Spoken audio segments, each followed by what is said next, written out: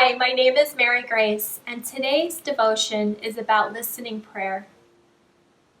This has completely transformed my life over the years.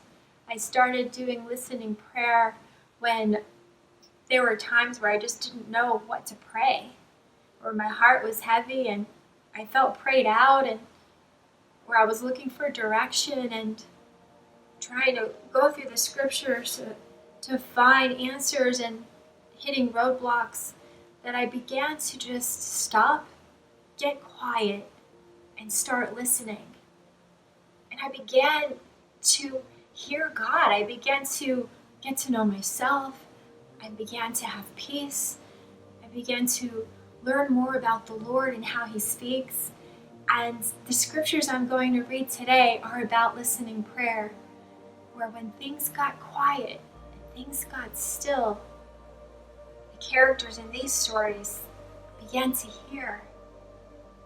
And I just heard a bird sing. So there's things we can miss when we're loud and noisy and our schedules are full and so busy and noisy. But when we get still and when we get quiet, we begin to hear things that we never heard before, maybe never noticed before. Things about ourselves, things about others, things about God and what He wants to say to us. So I'm going to dive in. In 1 Samuel 3, Samuel was just 12 years old, and his mother dedicated him to the Lord because she couldn't have kids.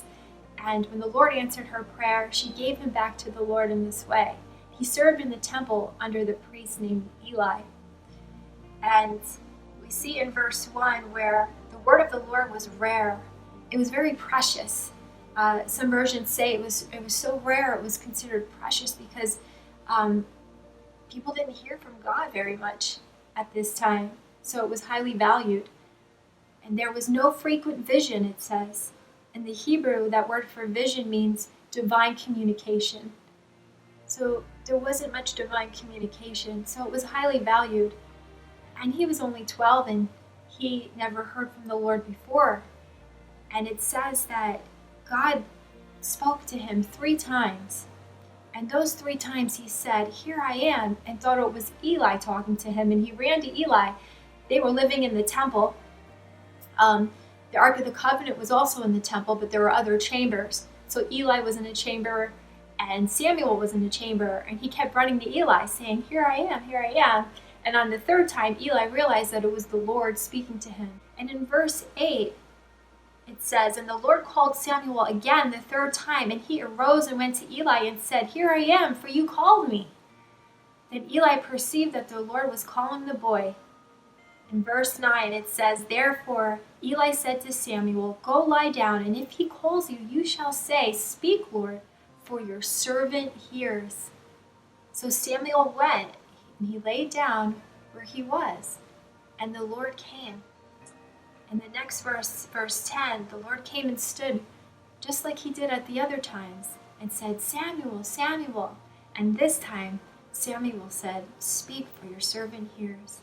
And the Lord spoke to him. So this was a time where they were going to bed, they were about to go to sleep and getting quiet. And it was when Samuel got quiet that the Lord began to call him.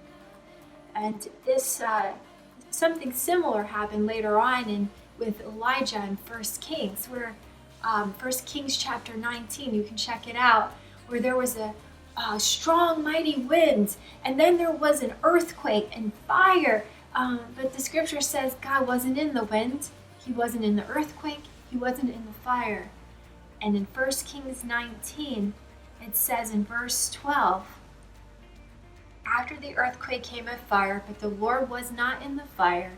And after the fire came a gentle whisper." When Elijah heard it, he pulled his cloak over his face and went out and stood at the mouth of the cave. Then a voice said to him, "What are you doing here, Elijah?" So God wasn't in all that noise, but He was in the gentle whisper when things got quiet So I just want to encourage you to spend some time in listening prayer, to get quiet before the Lord, and maybe lay down on your bed in the morning or at night before you go to sleep, and just set your mind on the Lord and just receive and listen in prayer and see if He wants to speak to you or give you inspiration. He may give you inspiration to write a song, or maybe speak to someone you haven't spoke to in a long time, call somebody. It'll be amazing what will happen once we get quiet before the Lord and we listen to what He wants to say, and we obey, and we do what He tells us to do. And I just want to encourage you to spend some time in listening prayer.